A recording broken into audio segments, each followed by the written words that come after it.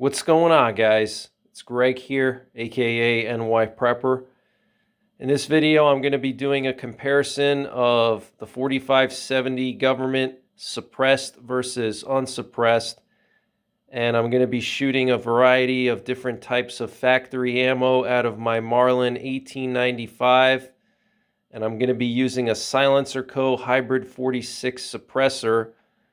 And what I'm going to do is I'm going to compare the noise between the suppressed rounds and the unsuppressed rounds. We're going to be using both supersonic and subsonic ammo. For the subsonic ammo, I'm going to be using just some factory ammo. I haven't had a chance to develop any subsonic loads yet for this rifle. It was just at the gunsmith for a few months.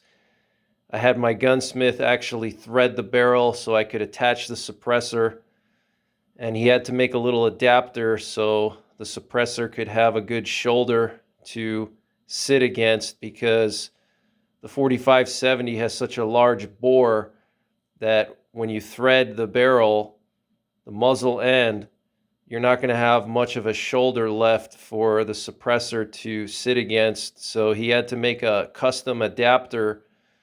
So I just got it back from the gunsmith, and so I'm going to shoot a variety of different factory ammo: subsonic, supersonic, suppressed and unsuppressed, and we're going to see the difference in noise. And this particular rifle has a 21-inch barrel. It used to have a 22-inch barrel until my gunsmith threaded it. He had to chop off like an inch of barrel length for the threading process, but I think it looks absolutely amazing. And I also added this Midwest Industries M-Lock rail forend, which I think is just amazing.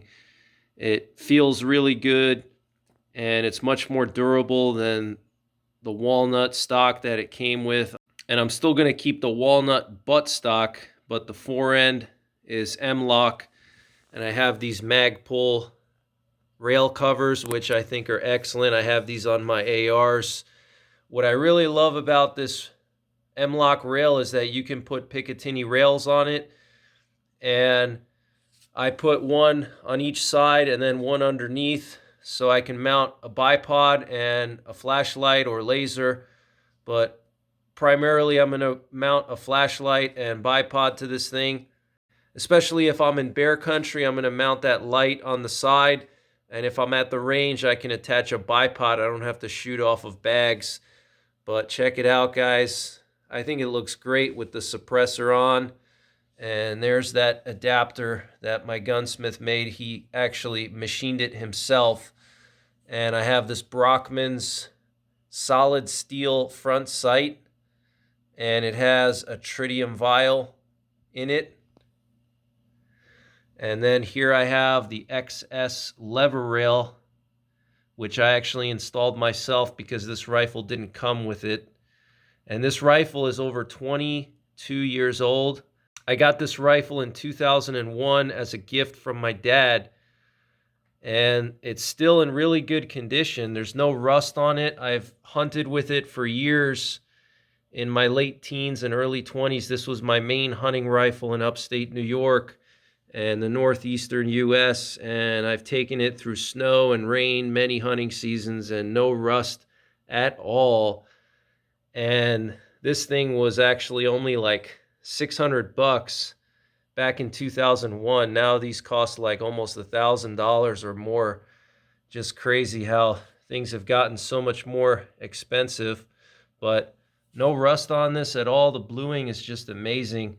And I have this Wild West Guns big loop lever. I have the Wild West Guns trigger, which is just amazing. The trigger pull is like 2 pounds. It feels like my Timney trigger on my 300 Win Mags. And there's a Burris 2-7 by 32 power scope. It's a electro dot scope, which actually got discontinued by Burris like over 10 years ago, and they don't make it anymore. But it's basically just a duplex reticle with a little red dot in the center. Absolutely perfect for this rifle. I have it forward mounted in a Scout setup. And here I have this cartridge cuff from Mason Leather. Check them out, guys. I have a discount code you can use to get 10% off. Look at those loops, really thick loops.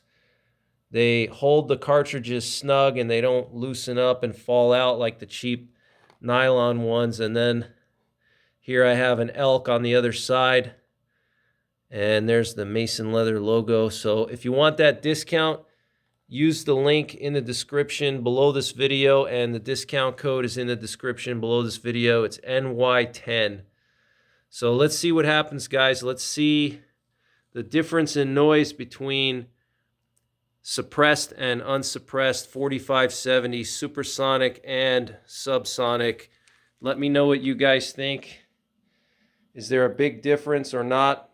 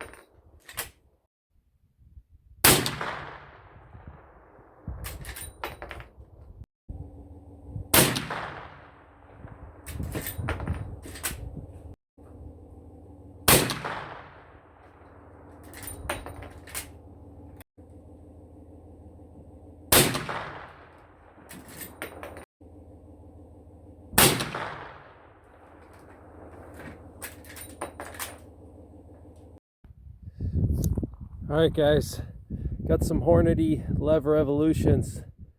See how these sound suppressed.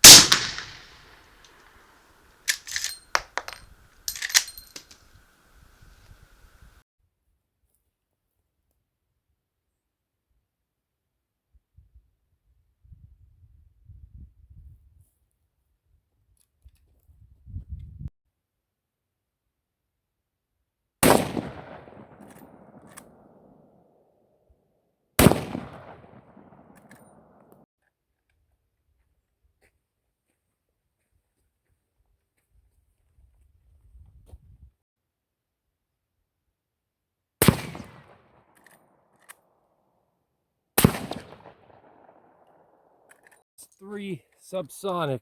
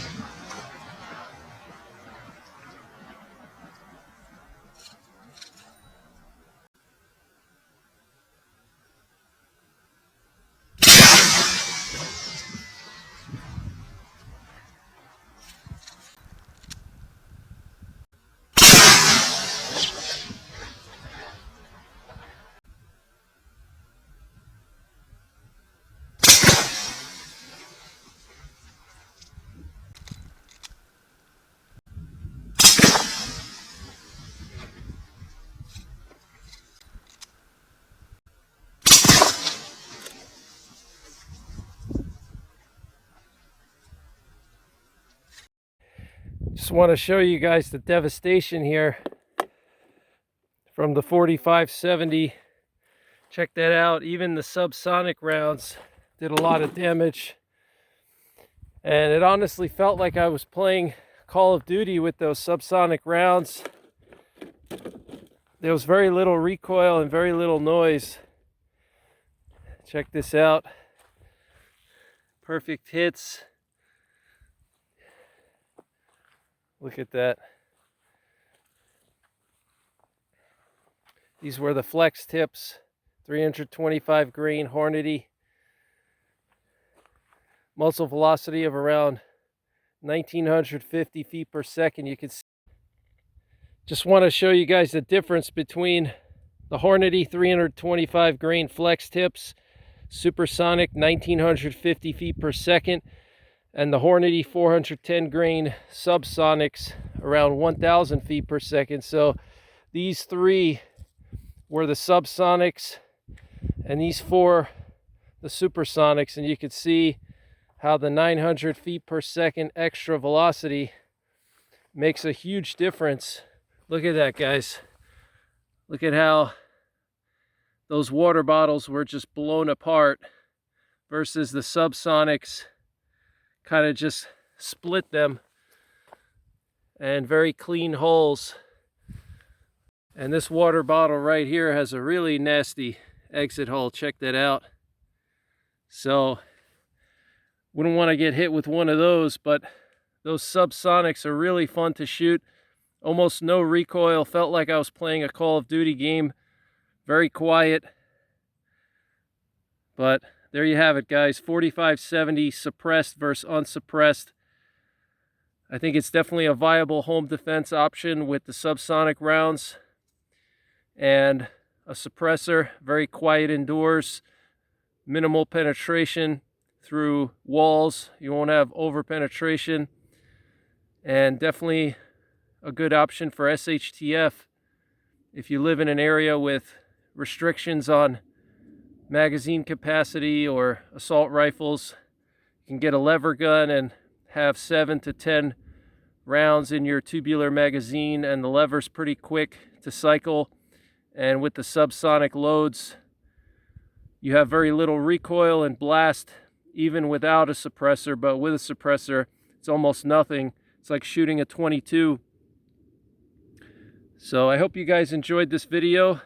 If you want to see more 4570 content, check out my 4570 playlist. And until next time, take care, God bless, and don't forget the 3 Ps: prepare, practice, and persevere.